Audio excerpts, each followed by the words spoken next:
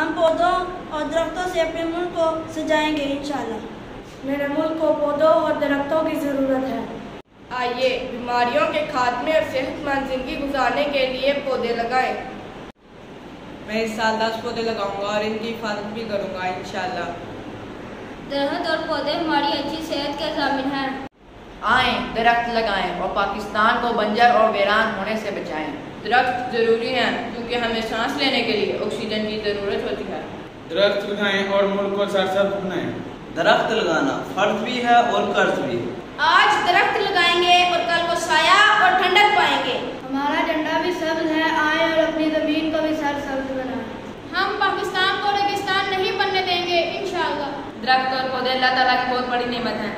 दरख्तों के बगैर अच्छी सेहत नामुमकिन।